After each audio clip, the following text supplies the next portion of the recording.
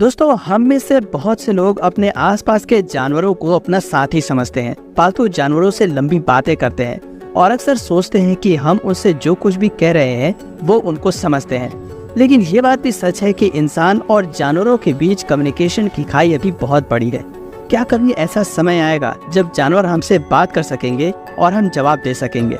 वैसे अभी तो ये सिर्फ पूरी कल्पना लगती है, लेकिन कुछ जानवर ऐसे जरूर हैं जिन्हें इंसानों की तरह बोलना सिखाया जा चुका है, और इनमें से ही एक है कोको गोरिल्ला, जिसकी कहानी आज मैं आपके साथ शेयर करने वाला हूँ। वो दुनिया के बारे में तर्क कर सकती थी और अपनी जरूरतों को भी बता सकती थी। कोको का जन्म सैन फ्रांसिस्को जू में हुआ था। जन्म के 6 महीने तक वो अपनी माँ के साथ जू के एक पिंजड़े में रहा करती थी, लेकिन कुछ समय बाद उसे एक बीमारी हो गई। बीमारी की वजह से उसे अपनी माँ से अलग कर दिया गया और चिड़ियाघर में ही काम करने वाला एक परिवार उसकी देखभाल करने लगा। जल्दी ही कोको ठीक हो गई और अब वो 1 साल की हो चुकी थी। एक दिन कोको की मुलाकात एनिमल साइकोलॉजी के एक स्टूडेंट फ्रांसिन पेट्रोसन से हुई। देखते ही देखते फ्रांसिन और कोको की अच्छी खासी फ्रेंडशिप हो गई। फ्रांसिन ने सोचा कि क्यों ना कोको का इस्तेमाल रिसर्च स्टडी प्रोडक्ट के रूप में किया जाए और इसे साइन लैंग्वेज सिखाई जाए ताकि वो इंसानों से बात कर सके।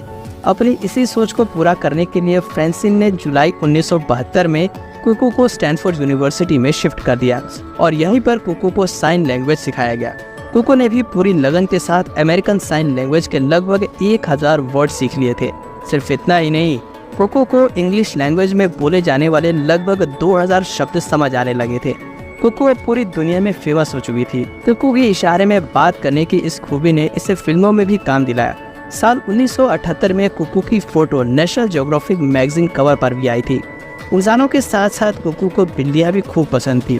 12 साल की उम्र में कोको ने अपने बर्थडे पर फ्रांसिन से एक बिल्ली गिफ्ट में मांगी थी, जिस पर फ्रांसिन ने उसे एक कैट बॉय लाकर दे दिया।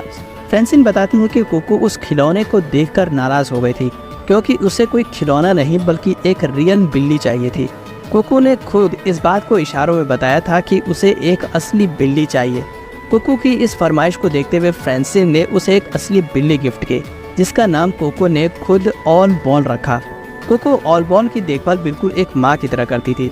समय के साथ कोको ने और भी कई बिल्लियाँ पाली और सबका वो ख्याल रखती थी। दोस्तों, कोको अन्य जानवरों से काफ़ी ज़्यादा खास थी। यही वजह थी कि वैज्ञानिकों का हमेशा से ही उसमें खास इंटरेस्ट रहा था।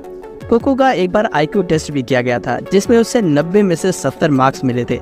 वैज्ञानिकों के मुताबिक कोको का दिमाग बिल्कुल एक इंसानी बच्चे जितना तेज था। बड़े बड़े फिल्म स्टार कोको के फैन हो चुके थे, जिनमें लियोनार्डो डिकैप्रियो भी शामिल है, जबकि कोको रॉबिन विलियम्स की बहुत बड़ी फैन थी। हालांकि 19 जून 2018 को 46 वर्ष की उम्र में कोको इस दुनिया को छोड़कर चली गई। वो रात में सोई और फिर कभी नहीं उठी। दोस्तों, कोको ने न सिर्फ इंसानों से सीखा था, बल्कि उसने इंसानों को भी बहुत कुछ सिखाया था। दोस्तों, ध्यान देने वाली बात यह है कि गोरिल्ला हमारे सबसे करीबी जीवित रिश्तेदार नहीं है। हम अपने DNA का लगभग 98% हिस्सा ही उनके साथ शेयर करते हैं, लेकिन बावजूद इसके कोको ने जो कर दिखाया वो अपने आप में काबिले तारीफ है। वैसे दोस्तों, कोको को लेकर आपकी क्या राय है? अगर आपकी मुलाकात किसी दूसरे कोको से हो तो क्या आप उसे अपने साथ रखना चाहेंगे? जवाब में हमें नीचे कमेंट करके ज़रूर बताइएगा। इस वीडियो में फ़िलहाल इतना ही। उम्मीद है आपको आज का ये वीडियो पसंद आया होगा। अगर हाँ तो इस वीडियो को लाइक करें। इसी तरह और भी अमेजिंग और इंटरेस्टिंग वीडियोस देखते रहने के लिए चैनल को ज़रूर सब्सक्राइब करें।